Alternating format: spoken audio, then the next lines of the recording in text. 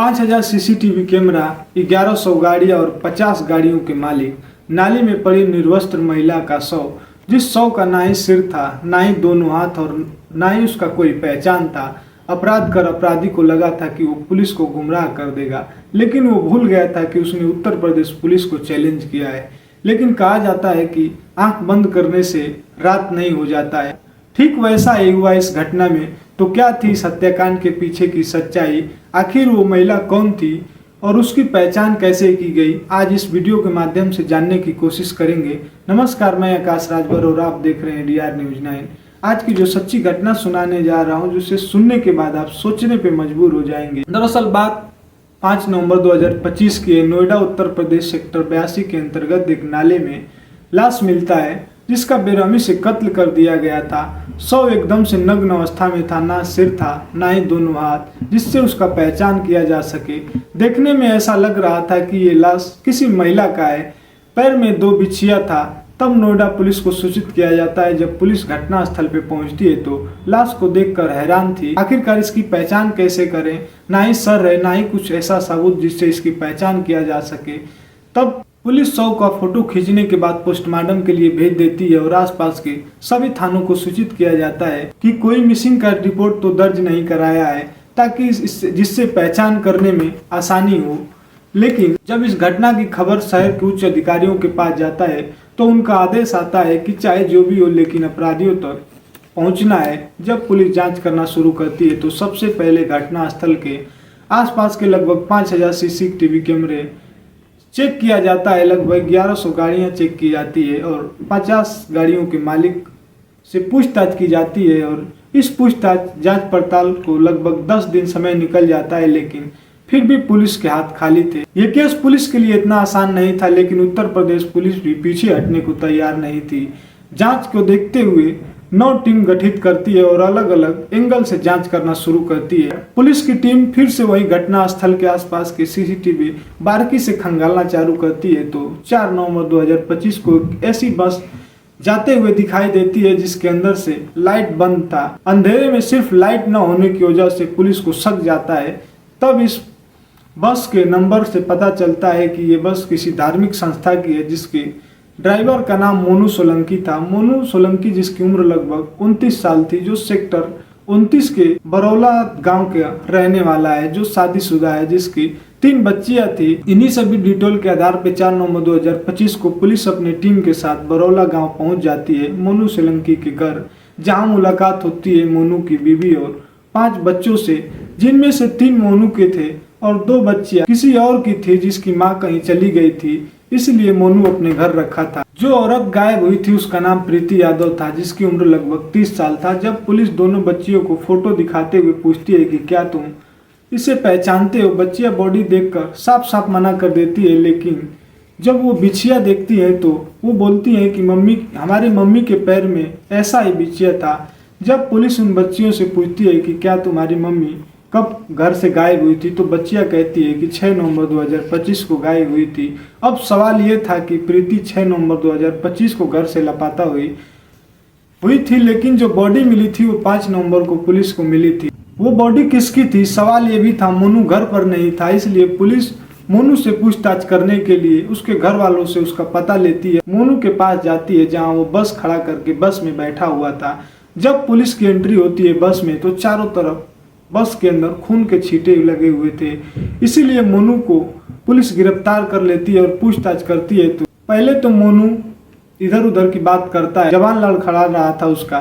तब पुलिस को शक हो जाता है कहीं न कहीं इस घटना में इसका ही हाथ है। तब मोनू से सख्ती से पूछताछ किया जाता है तो पुलिस के सामने ज्यादा देर तक टिक नहीं पाता है और हत्या कबूल कर लेता है। कहता है, साहब, जिस महिला की डेड बॉडी आपको बरामद हुआ है वो कोई और नहीं, वो प्रीति यादव ही है। लेकिन अब सवाल ये था कि प्रीति यादव का शव 5 नवंबर को मिला था और वो बच्चियां बताई थी कि उसकी मम्मी 6 नवंबर को गायब हुई थी। जब मोनू इस प्रक्रिया के बारे में पुलिस को बताता है तो पुलिस भी हैरान हो जाती है। दरअसल इस कहानी की शुरुआत होती है घटना से 3 साल पहले।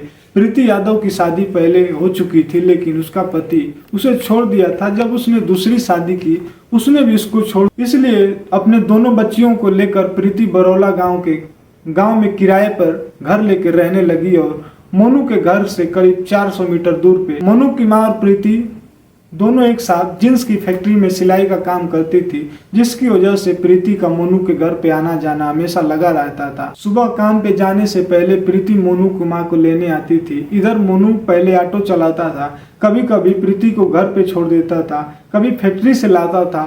दोनों में दोस्ती हो जाती है, लेकिन अब मोनू हमेशा प्रीति को अकेले में तलाश करने लगता है, क्योंकि उससे प्यार हो गया था मोनू को। यह दिन आ जाता है जब मोनू अकेला होता है, अपने दिल की बात प्रीति से बोल देता है और प्रीति मान भी जाती है, क्योंकि उसको कई साल हो गए थे अकेले रहते हुए। उसको शारीरिक जरूरत था जो पूरा नहीं हो पा रहा था, इसलिए वो मान जाती है। अब दोनों को जब भी मौका मिलता था दोनों संबंध बनाते थे। दूसरी तरफ मोनू प्रीति के बच्चों को जो भी जरूरत का सामान था वो ले आकर देता था। यह सिलसिला इधर प्रीति मोनू की दीवानी हो जाती है और मोनू से शादी करने के लिए कहने लगती है, तुम अपने बीवी को तलाक दे दो और मेरे से शादी कर लो। लेकिन मोनू साफ साफ मना कर देता है, कहता है कि बीच में शादी का बात कहाँ से आ गया, तुम्हें जिस चीज की जरूरत थी वो दिया, हम दोनों में शादी की बात तो नहीं हुआ था। प्रीति कहती है, ठीक है शादी नहीं करना है तो 5-6 लाख रुपए दे दो, तुम अपने रास्ते मैं अपने रास्ते। लेकिन मोनू के पास इतना पैसा था नहीं, जैसे तैसे वो बस चला अपने परिवार की परवरिश करता था। इधर प्रीति बार बार शादी या पैसा के लिए दबाव बनाने लगती है। मोनू एक दिन समझाते हुए कहता है कि तुम्हें पता है कि मैं शादीशुदा हूँ, मेरी 3 बच्चियां हैं, मैं तुम्हारे साथ शादी नहीं कर सकता। ये बात सुनकर प्रीति एकदम से गुस्से में हो जाती है, कहती है याद रखना जिस तरह तुमने हमारी जिंदगी बर्बाद की है, हमारे साथ खिलवाड़ किया है, जब तुम्हारी बच्चियां बड़ी हो जाएंगी तो यही काम उनसे मैं करवाऊंगी। जब ये बात मोनू सुनता है तो एकदम से गुस्से में हो जाता है और उसे रास्ते से हटाने का प्लानिंग कर लेता है। प्लानिंग के तहत प्रीति के घर एक दिन बस लेके जाता है, कहता है कि चलो तुम्हें कहीं घुमा के लाऊं। उसकी बातों में प्रीति आ जाती है और अपनी दोनों बच्चियों को लेकर बस में बैठ जाती है।